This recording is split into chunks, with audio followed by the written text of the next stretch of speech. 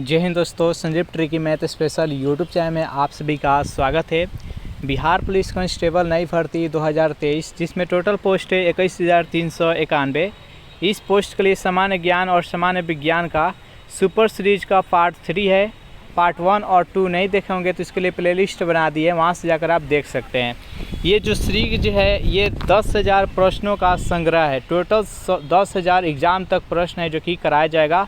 और ये पूरा सीरीज अगर कवरअप कर लेते हैं तो एक भी प्रश्न आपके एग्ज़ाम में नहीं छूटने वाला है। तो वीडियो स्टार्ट करते हुए चलते हैं हम प्रश्न की तरफ। पहला प्रश्न है आपके सामने कि टीका रोग का संबंध किस फसल से है? चावल, आलू, गन्ना और मूंगफली। बताइए यहाँ पर 1 नंबर प्रश्न का सही आंसर क्या है? टीका रोग का संबंध किस फसल से है? जो भी कैंडिडेट यहाँ पर ऑप्शन नंबर डी के साथ जा रहे हैं, मूंगफली बता रहे हैं, बिल्कुल ही सही जवाब है। नेक्स्ट यहाँ पर सेकेंड प्रश्न है कि जीवाणु कोशिका में सूत्रकणिका की संख्या कितनी होती है? 1, 2, 3 और 0। बताइए यहाँ पर सेकेंड प्रश्न का सही आंसर क्या है? जीवाणु कोशिका में सूत्रकणिका की संख्या कितनी होती है? सेकेंड प्रश्न का जो भी कैंडिडेट यहाँ पर ऑप्शन नंबर डी के साथ जा रहे हैं, 0, बिल्कुल ही सही जवाब है। चलिए नेक्स्ट यहाँ पर 3 प्रश्न है आपके सामने।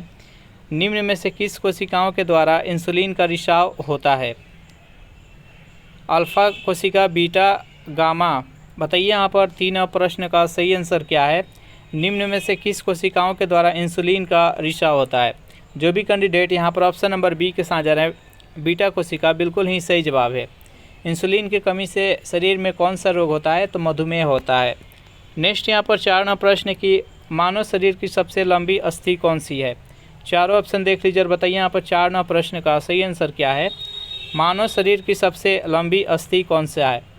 4 प्रश्न का जो भी कैंडिडेट ऑप्शन नंबर ए के साथ जा रहे हैं, उरु अस्थि, बिल्कुल ही सही जवाब है। नेक्स्ट यहाँ पर 5 प्रश्न है कि निम्न में से कौन सा एक प्रकार का रेशेदार प्रोटीन का उदाहरण है?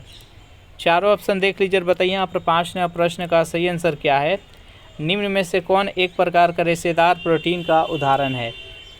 तो 5 प्रश्न का जो भी कैंडिडेट ऑप्शन नंबर सी के साथ जा रहे हैं, कीरेटिन, बिल्कुल ही सही जवाब। इसका राइट आंसर है ऑप्शन नंबर सी।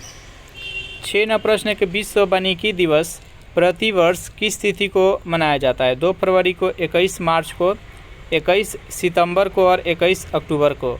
बताइए यहाँ पर 6 प्रश्न का सही आंसर क्या है? विश्व वानिकी दिवस प्रतिवर्ष किस तिथि को मनाया जाता है? तो 21 मार्च को। जो भी कैंडिडेट यहाँ पर ऑप्शन नंबर बी के साथ जा रहे हैं, बिल्कुल ही सही जवाब है। नेक्स्ट यहाँ पर 7 प्रश्न है कि कांगेर घाटी राष्ट्रीय उद्यान किस राज्य में स्थित है? मणिपुर, असम, केरल और छत्तीसगढ़। बताइए यहाँ पर 7 प्रश्न का सही आंसर क्या है? कांगेर घाटी राष्ट्रीय उद्यान किस राज्य में स्थित है?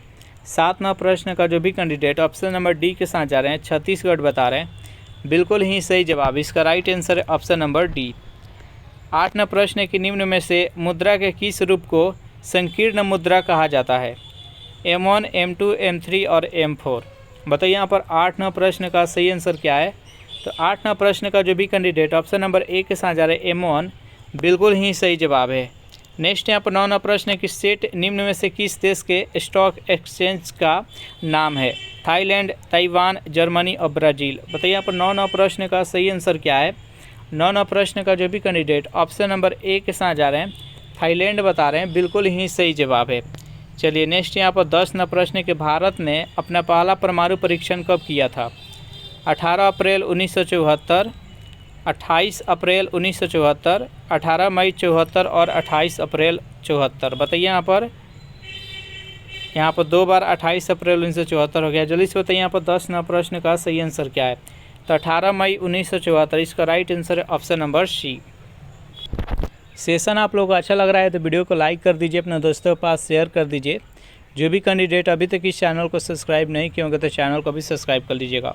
नेक्स्ट यहाँ पर 11 प्रश्न है कि धन्वंतरी तथा कालिदास निम्न में से किसके दरबार में रहते थे? चंद्रगुप्त प्रथम, चंद्रगुप्त द्वितीय, कनिष्क और समुद्रगुप्त। बताइए यहाँ पर 11 प्रश्न का सही आंसर क्या है? धन्वंतरी और कालिदास किसके दरबार में रहते थे? तो चंद्रगुप्त द्वितीय, जिसके विक्रमादित्य के नाम से जाना जाता है। तो इसका राइट आंसर है ऑप्शन नंबर बी। नेक्स्ट यहाँ पर 12 प्रश्न है आपके सामने। किस इतिहासकार ने बहादुर शाह को शाह ए बेखबर कहकर पुकारा था? बदायूनी ने, खफी खां, इनायत खां और डी है उपयुक्त में से कोई नहीं। बताइए यहाँ पर 12 प्रश्न का सही आंसर क्या है? जो भी कैंडिडेट यहाँ पर ऑप्शन नंबर बी के साथ जा रहे हैं खफी खां, बिल्कुल ही सही जवाब है। चलिए यहाँ पर 13वां प्रश्न है आपके सामने। बंगाली भाषा में प्रकाशित होने वाला पहला समाचार पत्र निम्न में से कौन था? बंगबंधु, दिग्दर्शन, बंगाली पत्र और उदंत मार्डंट। बताइए यहाँ पर 13वां प्रश्न का सही आंसर क्या है? तो 13वां प्रश्न का जो भी कैंडिडेट यहाँ पर ऑप्शन नंबर बी के साथ जा रहे हैं दिग्दर्शन, बिल्कुल ही सही जवाब है।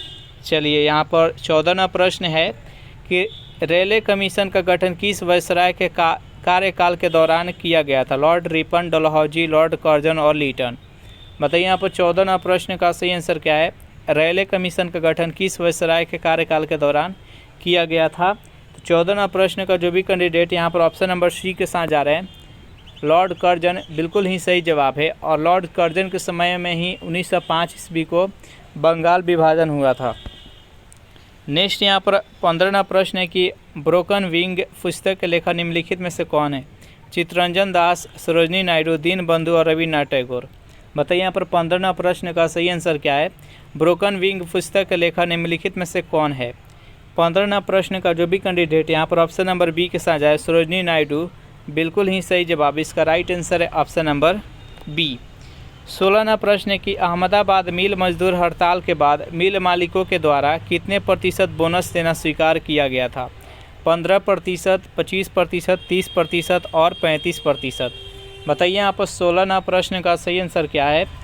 16वां प्रश्न का जो भी कैंडिडेट यहाँ पर ऑप्शन नंबर डी के साथ जा रहे हैं 35%, बिल्कुल ही सही जवाब है। चलिए यहाँ पर 17वां प्रश्न है कि इंडियन सोसाइटी संगठन की स्थापना किसके द्वारा किया गया था? दादा भाई नौरोजी, आनंद मोहन बोस, सुरेंद्र नाथ बनर्जी और द्वारिका नाथ टैगोर। बताइए यहाँ पर 17वां प्रश्न का सही आंसर क्या है? इंडियन सोसाइटी संगठन की स्थापना किसके द्वारा किया गया था? तो आनंद मोहन बोस। जो भी कैंडिडेट यहाँ पर ऑप्शन नंबर बी के साथ जा रहे हैं, बिल्कुल ही सही जवाब है। 18वां प्रश्न है कि निम्नलिखित में से भारतीय राष्ट्रीय कांग्रेस का कौन सा अधिवेशन गांव में संपन्न प्रथम अधिवेशन था? चारों ऑप्शन देख लीजिए और बताइए यहाँ पर 18वां प्रश्न का सही आंसर क्या है? तो जो भी कैंडिडेट यहाँ पर 51 नहीं बल्कि 50वां जो अधिवेशन हुआ था कांग्रेस का, ये फैजपुर में हुआ था और ये 1937 ईस्वी में हुआ था, याद रखिएगा। तो इसका राइट आंसर है 50। नेक्स्ट यहाँ पर 19वां प्रश्न है आपके सामने। किस संधि के द्वारा तृतीय आंग्ल मैसूर युद्ध समाप्त किया गया था? मैंगलोर की संधि, श्रीरंगपट्टनम की संधि, मद्रास की संधि या डी है उपयुक्त में से कोई नहीं। बताइए यहाँ पर 19वां प्रश्न का सही आंसर क्या है? 19वां प्रश्न का जो भी कैंडिडेट यहाँ पर ऑप्शन नंबर बी के साथ जा रहे हैं श्रीरंगपट्टनम की संधि, बिल्कुल ही सही जवाब है। नेक्स्ट यहाँ पर 20वां प्रश्न है कि किस वर्ष जजिया कर को पुनः लागू किया गया था? 1668, 1679, 1682 और 1685। बताइए यहाँ पर 20वां प्रश्न का सही आंसर क्या है? तो 20वां प्रश्न का जो भी कैंडिडेट यहाँ पर ऑप्शन नंबर बी के साथ जा रहे हैं 1679, बिल्कुल ही सही जवाब है। देखिए जजिया कर तो स्टार्टिंग से लागू हुआ था, लेकिन अकबर के द्वारा जजिया कर को समाप्त कर दिया गया था। फिर 1679 ईस्वी में औरंगजेब के द्वारा इसे फिर से लागू कर दिया गया था। 21वां प्रश्न है कि जलियांवाला बाग हत्याकांड के बाद किसने नाइटहुड की उपाधि को वापस कर दिया था? चारों ऑप्शन देख लीजिए और बताइए यहाँ पर 21वां प्रश्न का सही आंसर क्या है? 21वां प्रश्न का जो भी कैंडिडेट ऑप्शन नंबर सी के साथ जा रहे हैं रविन्द्रनाथ टैगोर, बिल्कुल ही सही जवाब है। जलियांवाला बाग हत्याकांड कब हुआ था? तो 13 अप्रैल 1919 ईस्वी को हुआ था। रविन्द्रनाथ टैगोर के द्वारा नाइटहुड की उपाधि त्याग दिया गया था और महात्मा गांधी जी के द्वारा केसर हिंद का उपाधि असहयोग आंदोलन के दौरान रिटर्न किया गया था। नेक्स्ट यहाँ पर 22वां प्रश्न है कि प्रथम विश्व कप हॉकी का आयोजन किस वर्ष किया गया था? चारों ऑप्शन देख लीजिए, बताइए यहाँ पर 22वां प्रश्न का सही आंसर क्या है? 22वां प्रश्न का जो भी कैंडिडेट ऑप्शन नंबर सी के साथ जा रहे हैं 1971, बिल्कुल ही सही जवाब है। नेक्स्ट यहाँ पर 23वां प्रश्न है how to be a writer पुस्तक के लेखक कौन है? चारों ऑप्शन देख लीजिए और बताइए यहाँ पर 23वां प्रश्न का सही आंसर क्या है? तो 23वां प्रश्न का जो भी कैंडिडेट ऑप्शन नंबर डी के साथ जा रहे हैं रस्किन बॉन्ड, बिल्कुल ही सही जवाब। इसका राइट आंसर है ऑप्शन नंबर डी। 24वां प्रश्न है कि निम्नलिखित में किसका मिलान सही नहीं है? एक तरफ समाधि स्थल है और दूसरे तरफ व्यक्ति है। जल्दी से बताइए आप इसमें से किसका समाधि स्थल सही मिलान नहीं है? बताइए यहाँ पर 24वां प्रश्न का सही आंसर क्या है। तो जो भी कैंडिडेट यहाँ पर ऑप्शन नंबर डी के साथ जा रहे हैं, शंकर दयाल शर्मा चेत्रा भूमि, जो कि गलत है। मोरारजी देसाई बाहे घाट, ज्ञानी जैल सिंह एकता स्थल और महात्मा गांधी राजघाट। तो इसका राइट आंसर है ऑप्शन नंबर डी। नेक्स्ट यहाँ पर 25वां प्रश्न है आपके सामने। भारत ने मंगलयान का सफल प्रक्षेपण किस लॉन्च वाहन के द्वारा किया था? चारों ऑप्शन देख लीजिए, बताइए यहाँ पर 25वां प्रश्न का सही आंसर क्या है। 25वां प्रश्न का जो भी कैंडिडेट ऑप्शन नंबर बी के साथ जा रहे हैं, PSLV XLC-25, इसका राइट आंसर है ऑप्शन नंबर बी। 26वां प्रश्न आपके सामने, ग्रीन हाउस प्रभाव का अर्थ है। चारों ऑप्शन देख लीजिए, बताइए यहाँ पर 26वां प्रश्न का सही आंसर क्या है। ग्रीन हाउस प्रभाव का अर्थ क्या होता है? तो इसका राइट आंसर है ऑप्शन नंबर ए, यानी वायुमंडलीय कार्बन डाइऑक्साइड के कारण सौर ऊर्जा का विपासन। इसका राइट आंसर है ए। नेक्स्ट यहाँ पर 27वां प्रश्न आपके सामने, देशों के विभिन्न समूहों में से किसके साथ अरुणाचल प्रदेश की सीमाएं लगती है? भूटान और बांग्लादेश, चीन, म्यांमार, बांग्लादेश, चीन, भूटान, चीन, म्यांमार, भूटान, बांग्लादेश, म्यांमार। बताइए यहाँ पर 27वां प्रश्न का सही आंसर क्या है। यहाँ पर देशों का समूह बताया गया है, इसमें से अरुणाचल प्रदेश का सीमा किन किन देशों के साथ लगता है आपको बताना है। यहाँ पर 27वां प्रश्न का जो भी कैंडिडेट ऑप्शन नंबर सी के साथ जा रहे हैं, यानी भूटान, चीन और म्यांमार, ये 3 देशों के साथ अरुणाचल प्रदेश सीमा साझा करता है, तो इसका राइट आंसर है ऑप्शन नंबर सी। नेक्स्ट यहाँ पर 28वां प्रश्न है कि छिबरो वन बिजली परियोजना किस नदी पर स्थित है? तावा, टोंस, बेतवा और चिनाव। बताइए यहाँ पर 28वां प्रश्न का सही आंसर क्या है। तो 28वां प्रश्न का जो भी कैंडिडेट ऑप्शन नंबर बी के साथ जा रहे हैं, टोंस बता रहे हैं, बिल्कुल ही सही जवाब है। नेक्स्ट यहाँ पर 29वां प्रश्न है कि वन्य जीव सप्ताह कब मनाया जाता है? चारों ऑप्शन देख लीजिए, बताइए यहाँ पर 29वां प्रश्न का सही आंसर क्या है। वन्य जीव सप्ताह कब मनाया जाता है? तो 29वां प्रश्न का जो भी कैंडिडेट ऑप्शन नंबर ए के साथ जा रहे हैं, अक्टूबर के पहले सप्ताह में, इसका राइट आंसर है ऑप्शन नंबर ए। नेक्स्ट यहाँ पर 30वां प्रश्न है, निम्नलिखित में से किस राज्य में दलमा वन्य जीव अभयारण्य है? झारखंड, बिहार, पश्चिम बंगाल और गुजरात। बताइए यहाँ पर 30वां प्रश्न का सही आंसर क्या है। तो 30वां प्रश्न का जो भी कैंडिडेट ऑप्शन नंबर ए के साथ जा रहे हैं, झारखंड, बिल्कुल ही सही जवाब है। 31वां प्रश्न है आपके सामने, नेपाल हिमालय का विस्तार किन 2 नदियों के बीच तक है? तीस्ता से दिहांग, काली से तीस्ता, सतलज से काली और काली से दिहांग। बताइए यहाँ पर 31वां प्रश्न का सही आंसर क्या है। तो 31वां प्रश्न का जो भी कैंडिडेट ऑप्शन नंबर बी के साथ जा रहे हैं, काली से तीस्ता, बिल्कुल ही सही जवाब है। अब यहाँ पर चारों के बारे में जान लेते हैं। पहला हिमालय है जो कि पंजाब हिमालय है, दूसरा हिमालय कुमाऊं हिमालय, तीसरा हिमालय नेपाल हिमालय और चौथा हिमालय है वो असम हिमालय। अब देखिए इसका विस्तार कहाँ से कहाँ तक है। तो जो पंजाब हिमालय है, सिंधु नदी से लेकर सतलज नदी के बीच का जो है उसको पंजाब हिमालय कहा जाता है। फिर सतलज से लेकर काली तक को हम कुमाऊं हिमालय कहते हैं, और काली से लेकर तीस्ता तक को हम नेपाल हिमालय कहते हैं, और तीस्ता से दिहांग तक को हम असम हिमालय कहते हैं। तो यहाँ पर पूछा है नेपाल हिमालय, तो इसका राइट आंसर है ऑप्शन नंबर बी। नेक्स्ट यहाँ पर 32वां प्रश्न है कि पंचायत चुनाव कराने हेतु निर्णय किसके द्वारा लिया जाता है? चुनाव आयोग के द्वारा, केंद्र सरकार, राज्य सरकार, राष्ट्रपति। बताइए यहाँ पर 32वां प्रश्न का सही आंसर क्या है। तो 32वां प्रश्न का जो भी कैंडिडेट ऑप्शन नंबर सी के साथ जा रहे हैं, राज्य सरकार, बिल्कुल ही सही जवाब है। नेक्स्ट यहाँ पर 33वां प्रश्न है, आर्थिक नियोजन किस सूची के विषय है? केंद्र सूची, राज्य सूची, समवर्ती सूची या डी है उपयुक्त में से कोई नहीं। बताइए यहाँ पर 33वां प्रश्न का सही आंसर क्या है। तो 33वां प्रश्न का जो भी कैंडिडेट ऑप्शन नंबर सी के साथ जा रहे हैं, समवर्ती सूची, बिल्कुल ही सही जवाब। तीनों सूची के बारे में किस अनुसूची में वर्णन किया गया है? तो 7वीं अनुसूची में।